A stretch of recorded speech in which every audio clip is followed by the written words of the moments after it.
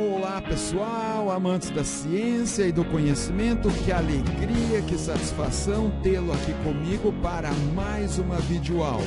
Nesta em questão, como eu já havia prometido, nós vamos trabalhar a química que está por trás desse procedimento que nós amamos fazer, que é o alisamento de cabelo. Sim, observe esse cabelo aqui, lisinho, esse cabelo facinho de ser penteado. Professor, quero lhe dizer algo, professor. Olhe, quando a minha tia, a minha mãe, a minha vizinha faz esses alisamentos de cabelo, professor, olhe, fica um cheiro insuportável, um cheiro horrível, professor. Será que está relacionado às substâncias químicas que são usadas? Sim, com certeza. E quando pior, uso de algumas substâncias indevidamente, ilegalmente e irresponsavelmente. Entre elas, evidentemente, o formol, que está em evidência nas nossas aulas nesta série de aldeídos.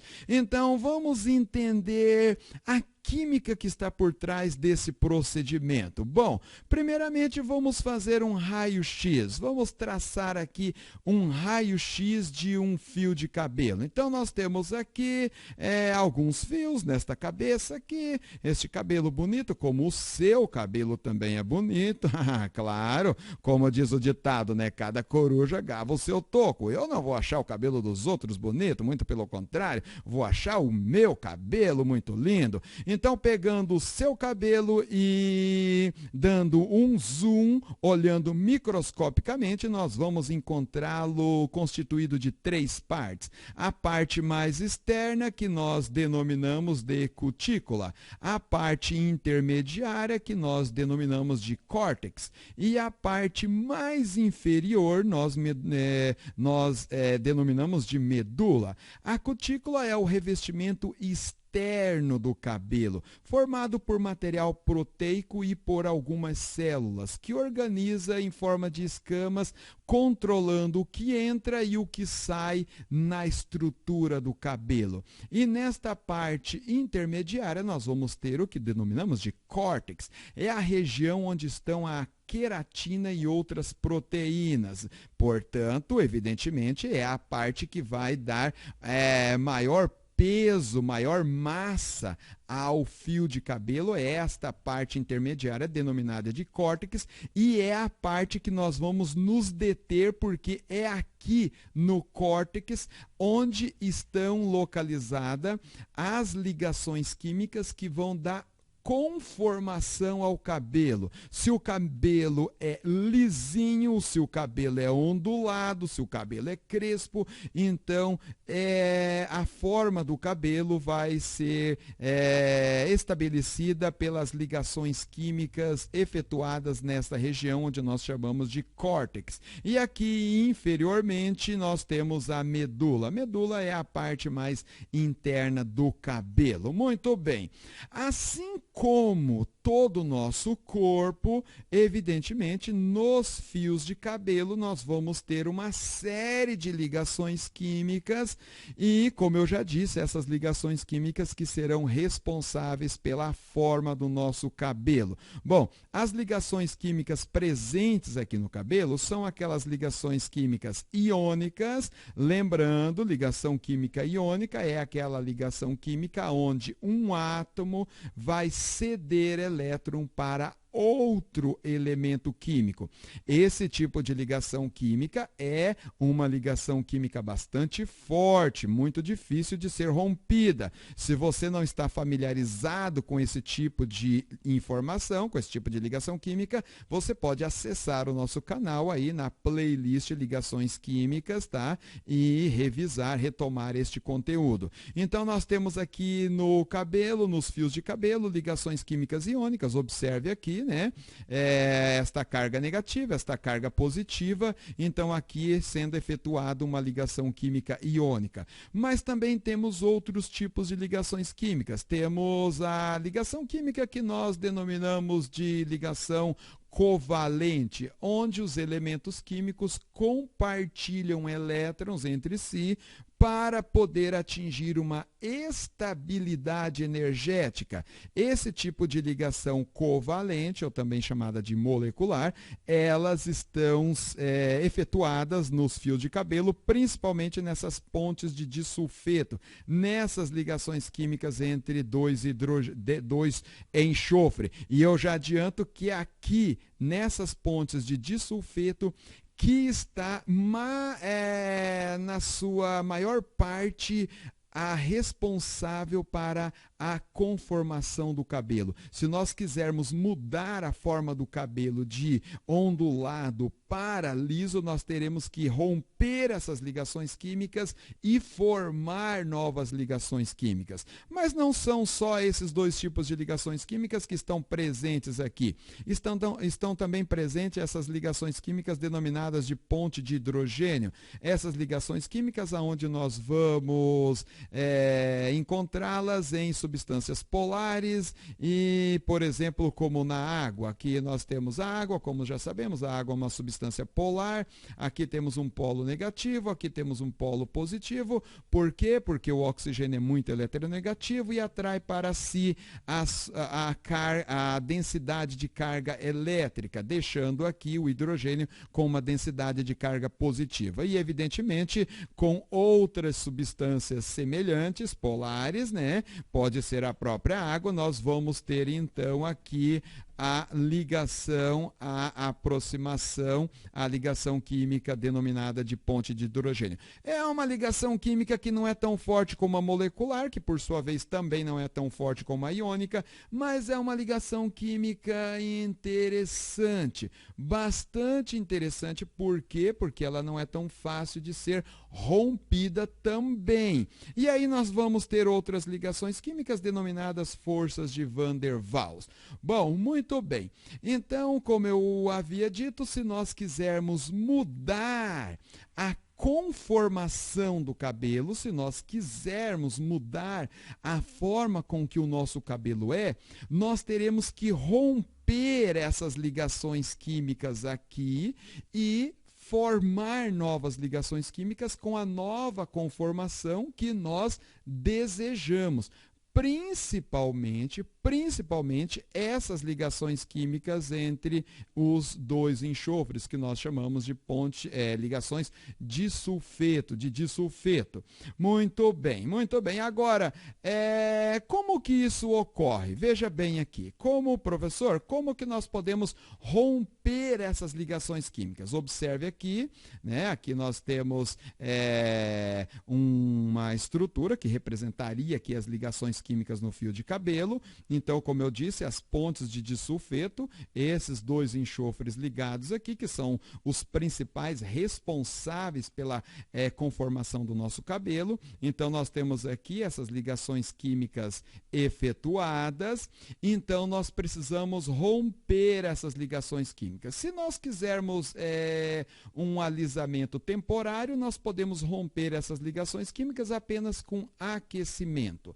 Agora, se nós quisermos romper essas ligações químicas para obter um alisamento mais permanente, nós precisamos fazer um tratamento químico para isso. Então, como é feito, professor? É feito o seguinte: inicialmente, reduz-se a queratina em meio básico, ou seja, nós, né, os profissionais responsáveis a isso, eles vão adicionar um produto básico, um produto à base de OH, tá? Um produto alcalino. Então, nós temos aqui um produto alcalino. Esse produto pode ser hidróxido de sódio ou hidróxido de lítio, hidróxido de alumínio. Normalmente, os hidróxidos são mais agressivos, mas obtém-se um resultado um pouco mais rápido, mais satisfatório. Então, é muito comum ser usado exatamente os hidróxidos. Mas, se quiser fazer um tratamento que não seja tão agressivo, pode usar o tioglicolato de amônio ou a guanidina. É claro que como esses produtos não vão dar um resultado tão eficiente e rápido, é normal usar-se os hidróxidos. Muito bem.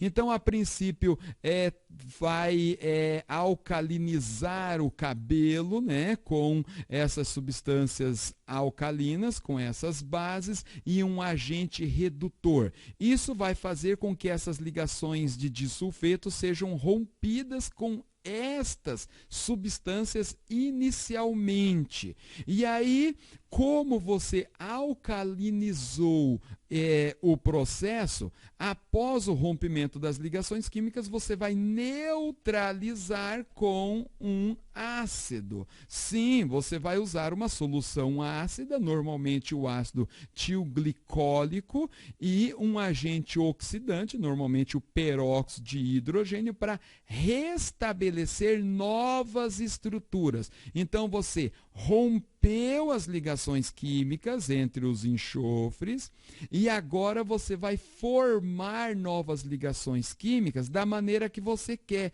Como que você vai formar? Você vai formar essas novas ligações químicas com uma prancha. Você vai esticando o cabelo e alisando, passando a prancha, e essas novas ligações químicas de enxofre vão se formando, mas elas vão se formar na nova conformação que você está dando para o cabelo. Então, observe como, professor, que ocorre o processo de alisamento do cabelo. Você primeiro rompe as ligações químicas responsáveis pela conformação do seu cabelo, pelo formato do seu cabelo, que normalmente deve ser ondulado, né? Então você rompe essas ligações químicas com um agente químico, e aí um agente químico alcalino, depois você neutraliza com um agente químico ácido, e você então vai pranchar, você vai alisar esse cabelo com uma prancha e fazendo com que esses enxofres efetuam novas ligações químicas exatamente no formato que você quer. Ah, professor, tá, mas e aonde que entra o formol nesta história, professor? Porque a aula ela está focada em cima dos aldeídos e o formol é um aldeído. Ah, aqui que está o detalhe. O uso do formol para alisamento capilar, ele tornou-se frequente. Por quê? Porque torna o processo barato e rápido e com resultados de imediato bastante interessante, de imediato, tá? Então, o formol, na verdade, ele não é a substância responsável pelo alisamento. O que o formol vai fazer no processo, professor? Bom, primeiramente você vai preparar, né? Você não, os profissionais que usam e que não deveriam usar nas proporções que usam, desculpa, né? Prepara-se a solução de formol com uma mistura de queratina líquida, que consiste em aminoácido carregado positivamente, e cremes condicionador. E aí o que acontece? Adiciona essa mistura ao cabelo e aí espalha esta mistura de formol no cabelo e vai pranchando, vai alisando com uma prancha muito quente o cabelo. E o que o formol vai fazer daí, professor? O formol vai ligar as proteínas da cutícula lá na parte intermediária do cabelo, tá?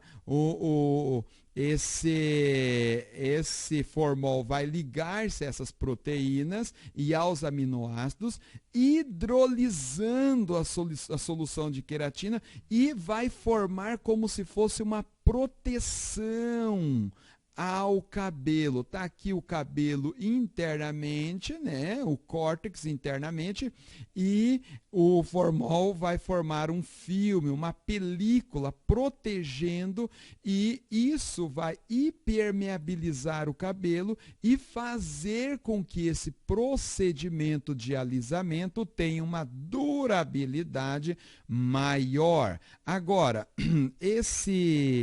essa aplicação do formol vai fazer com que o fio de cabelo fique rígido. Ele fique rígido e liso por mais tempo, mas tem algumas consequências. Quais são, professor? Esse procedimento faz com que o cabelo faz semelhante ao que se faz a uma maçã do amor. Sim, professor, o que tem a ver, professor? A maçã do amor com esse procedimento? Eu adoro uma maçãzinha de amor, professor. Gosto de ir nas festas juninas exatamente por causa disso. Sim, mas toda vez que você degustar uma maçã do amor, você lembre o quê? Lembre que a parte externa desta maçã está linda, caramelizada, maravilhosa, mas a parte interna está protegida de agentes externos, ou seja, ela está muito bonita externamente, mas internamente está sofrendo, porque não está conseguindo transpirar e não está conseguindo receber agentes externos. Quando aplica-se essa solução de formol ao cabelo, você vai impermeabilizar o cabelo, impedindo ele de receber nutrientes, impedindo-o de receber alguns agentes externos que poderia auxiliar, tornando o cabelo mais bonito, mais saudável e também impedindo que o próprio cabelo também tenha o seu processo aí de transpiração, de fazer com que alguma substância interna possa ser jogada para fora. Ou seja, ele está impermeabilizado e rígido. Toda vez que você fizer algum movimento brusco, ou dobrar, amarrá-lo, ou pentear de alguma forma, você vai quebrar fios de cabelo e, com o passar do tempo, aquilo que era muito interessante, você vai observar que nem é tão interessante assim. E sem falar, observe esta imagem aqui, olha, quando você aplica a solução de formol e vai pranchar o cabelo, ele vai se volatilizar. Aqui nós temos um exaustor, observe aqui, um exaustor sugando a fumaça das substâncias químicas que estão se volatilizando, mas não é muito comum ter isso aqui nos salões de beleza. Se você lembrar, nos seus tratamentos, nos seus alisamentos, você não teve esse exaustor sobre a sua cabeça, tá? Se você teve, você levou muita sorte. Ou então, talvez uma máscara de lacrimogênio no rosto, aqui. Então, o que acontece? Você está pranchando o cabelo e o formol está se volatilizando, e você está respirando, e esta fumaça vem para as suas narinas e vai para as narinas do profissional. E como nós vimos nos vídeos anteriores, o formol, aonde ele entra, ele vai causando alguns danos, ele vai ferindo, ele vai destruindo, ele vai agredindo as células que ele vai entrando em contato. Então, nesse caso, está sendo inalado, ele vai ferir as células das vias respiratórias e, evidentemente, com o passar dos anos, uma exposição um pouco prolongada, um pouco intensa, vai aumentar a probabilidade de você desenvolver doenças relacionadas aí às vias respiratórias. Portanto, fica aqui claro, a Anvisa, que é a nossa agência reguladora, ela não autorizou o uso de soluções que possui mais que 0,2% de formol, tá? Então, evidentemente, essa porcentagem é muito pequena, não vai ter o resultado esperado. É muito comum ter esta porcentagem extrapolada em muitos salões, mas, como eu disse, você deve tomar os seus cuidados e cuidar e preservar tanto a sua saúde como a saúde do seu profissional de beleza. E, claro, também a saúde do seu cabelo, porque com o passar do tempo, os resultados não serão assim tão interessantes e tão bons. Muito bem, meus caros, minhas caras, eu chego ao final de mais uma sequência de videoaulas. Eu agradeço, fico muito feliz por você ter estado comigo e eu lhe aguardo nas próximas aulas. Um grande abraço e até mais.